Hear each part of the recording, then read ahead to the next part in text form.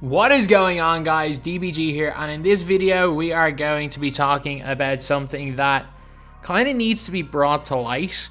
I'm not sure if anything really needs to be done about it, because there are definitely some people that are going to look at this video, look at what's happening, and still think, you know what, it's a good thing, and then there's going to be some people that are going to feel absolutely screwed by it. So you're going to see from the title, and it's like, this is why Shaq still costs 1 million, even after super packs. Like, it'll be something like that, or something about LeBron being 1.5 million. I'm not sure what I'm going to title it. But this is a video kind of talking about some of the rumors with 2K, and then talking about what it more than likely is. I'm not going to say, nothing I say in this video about the post I'm referencing is fact. This is all speculation. Is it likely to be the truth? We don't know. But again, come to your own decisions. I'm mainly saying that because I can't say, like, there is no actual proof of it. But this side kind of needs to be out there, because there's so many people talking about what I'm going to talk about first before we get into it. So there is a rumor going around that 2K are completely manipulating the auction house. So is the reason why Shaq's 1 million and LeBron's 1.5 million. That 2K themselves are bumping up the price of cards. They're making sure that they're bidding everybody up. They're also putting cards in the auction house, taking cards off the auction house, breaking the auction house. They're doing all of this stuff just to get people's money and just getting to buy packs. And I think that the auction house breaking is 100% 2K's fault. I don't know what it is. I honestly do not know what the problem with the auction house is, but they're different auction house problems than last year. Whatever way they've programmed the auction house, whatever servers they have the auction house on, they might have the auction house on they might have put the auction house on a completely different server this year, hoping that would fix it, and it obviously hasn't. So the auction house problems are real, and that is 100% from 2K. Remember, these problems more than likely aren't. So it is the reason why players are getting more and more expensive, and there's two reasons, both caused by the same group. So there's a reason why Hedo Turkoglu didn't go down in price. There's a reason why when Shaq is still well over a million. And the funny thing is about these cards is you're looking like, okay, yeah, Shaq's unbelievable, but the supply of these cards is going up. The demand is staying the same. So like, if you just think about it from a supply and demand perspective, like, the card's staying the exact same price. The demand is still at the exact same level. Like, the demand isn't higher for Shaq now than it was a couple of days ago. However, the supply has spiked, but the price stays the same. In terms of just supply and demand, that doesn't make sense. Like, for any product, if the demand stays the exact same and the supply goes down, the price goes up. If the demand stays the exact same and the supply goes up, the price should go down. But with Shaq, it didn't happen. With LeBron, that will never happen, even if there is more LeBrons. There's plenty of them. It's been a couple of days. The demand for LeBron might have even gone down. The price has gone up. If anything, it's gone up. So looking at those cards, the two cards that are over 1 million MT, and yeah, let's just go on to LeBron James. Yeah, so he's like 1.3 million MT. If you guys look at LeBron James, like 1.31, 1.32, 1.31 with 3 minutes to go, 1.32 with 25 minutes to go, 1.3 million, 1.25, 1.38, 1.3, 1.1. Okay, and then it kind of goes to 1.1 millions. Like, fair enough, he'll maybe bid in the 1.1 millions in the hope of the auction house breaking, but like 1.3, 1.3, rounding up to 1.3, 1.3, 1.3, 1.3. No way would all these prices be so consistent if there's a bunch of different people bidding on a bunch of different cards. Like, no way would they be this consistent. Again, all speculation, but I'll try find a clip with somewhere. It'll either be on screen right now. If I have cut into another video, I'll be talking about it. Well, it'll be this. If not, I'll just continue talking.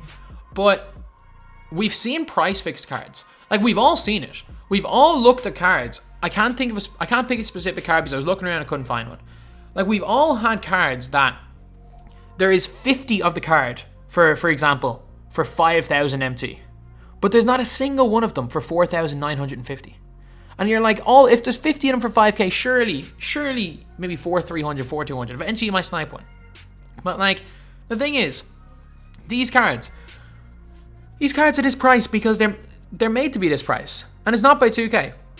It is from the real people that seem to run the auction house The MT sites. The MT sites control all. So lads, again, because I don't want to get into any trouble because there's no actual proof. The rumor is that you're right. There are people that are bidding up all the cards, making them more expensive. There are people that are doing that, but it's not 2K. Maybe this is a happy accident for 2K. Maybe 2K aren't doing anything because it's an actual positive for them seeing the prices like this.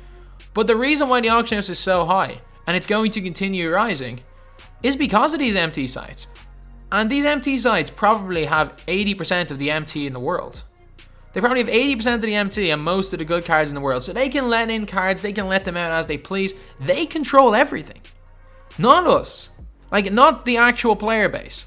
The player base does not really control the auction. Yeah, maybe if I make a video on a card that's kind of rare like Bonga, it might control the auction, it might spike the auction house. Or if Carlos makes a video or if Henry makes a video, it might spike the auction house for a couple of hours. But we don't. People think we control the auction house.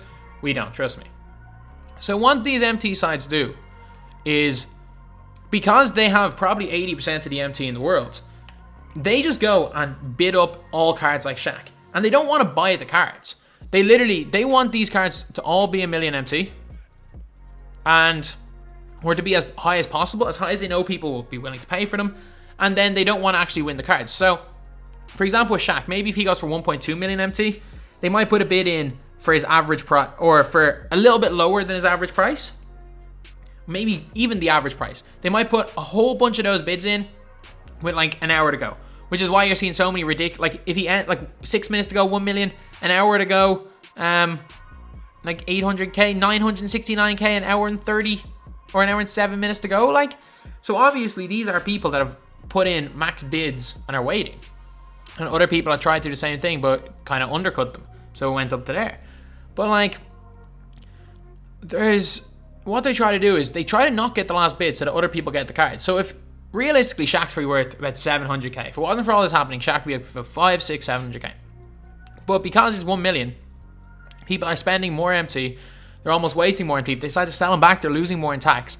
So it means that the average person is getting less MT. But technically, like, it means that the coin farming sites are getting less MT, but because they're buying it at so low a rate compared to what they're selling it at, it gives them the ability to kind of manipulate the market and also manipulate the player base into thinking they need to buy MT. So for example, if you really want LeBron James and you see he's 1.3 million, and let's be real, packs are terrible. You're not going to want to buy packs. It is also an impossible grind. What are you going to do? What are you going to do for the card? You're going to buy MT. You're going to buy MT. For example, if they buy MT if they manage to, I'm pretty sure they're farming MT. They have tens of thousands of accounts with millions of MT farming it. So they have all the MT. It probably costs them in terms of employing people, in terms of setting up the bots, in terms of getting all the consoles. Probably an equivalent for every 100,000 they sell, probably $1.50. Probably $1.50. But yeah, because of what they're doing, they're able to sell that MT for $16, $17 because the demand is that high. So you guys are seeing people are playing right into their hands. You guys are seeing guys run with these cards, not this card. You guys are seeing guys run with these great cards and dominating, and then promoting these MT sites so that you guys go and spend more money on MT, which gives them more money to manipulate the market even more, to push prices up, which means you need to buy more MT. Like, it is it's nothing actually illegal with it. They have a massive share of the market, and what they seem to be doing is completely manipulating the market to make more money. There's nothing illegal about it. Is it against terms of service? Yeah. Is it illegal? No. There's nothing illegal about coin selling. But it is against terms of service, and there's a very good chance to get banned, as we've seen in the last couple of weeks. So, yeah, that's pretty much it. Like, I don't really know what else to say. So, is it a good thing that it's happening? I don't know. If you are someone that buys MT religiously, one, there is a risk of getting banned. I just want to say that right now. And two, like, buying MT is indirectly causing you to need to buy more MT. Like, the more MT that's bought, first of all, it puts more MT in people's hands, which automatically causes a little bit of inflation. It also allows the coin sponsors to farm more MT, who will inflate the market even more. So, lads, this hasn't. I don't think this has gotten out of hand this year. And fair play to 2K. Fair play. This would be a massive deal if and only if 2K did not give us some incredible cheap cards like Batum, the Spotlight Sim cards. If 2K didn't do that to us, this would be a big deal. But there's so many ways of playing this game without spending money and being effective that, let's be real, even though you might feel like you need to spend MT, I don't think you should. But at the same time, if it's a risk you are willing to take, just know where the money's going and just know what it's actually doing. So like, yeah, you might think, okay, I can buy my million MT. I can buy my million MT. I can go and get, what's his name? I can go and get LeBron James. But at the same time, if nobody bought that million MT, if nobody was buying MT, the LeBron might be 500-600k. The LeBron might be 500 to 600k, and in a position where you'd be able to buy him without spending money. Like, it's a vicious cycle, and it doesn't seem to be 2K doing anything. It seems to all be these farm sites.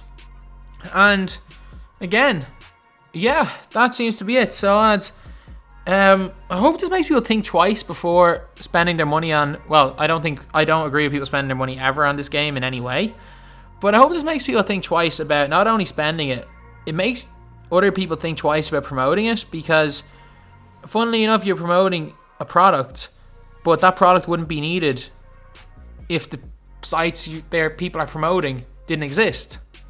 And it's a weird cycle. And also, yeah, that's really it. I don't really know how it's going to be fixed. I know for a fact it's just going to get worse in 2K21. So I just had to make this video and kind of explain, well, one, to kind of half clear 2K's name, because they're being dragged through the mud as potentially doing this, but it turns out it's probably not them. And also to kind of let you guys know what the impact of this black market is. Like, one, the sites are shady. The sites, like, I'm not going to go as far as to say they're a scam, but they're shady. Like, if something goes wrong in the first hour, you're probably not going to see your cards for at least another day. You either get your cards in 5 minutes or it takes days of talking. Some people just straight up get scammed. The sites break terms of service. Like, you literally can get banned from using them, and there's no disclaimer in a video I've ever seen. So just know what you're getting yourself into. Do what you want with your money. Do what you want with your money, but know what you're getting yourself into and know what it's causing. But anyway, that's the video. Thank you guys for watching. Please like, comment, and subscribe.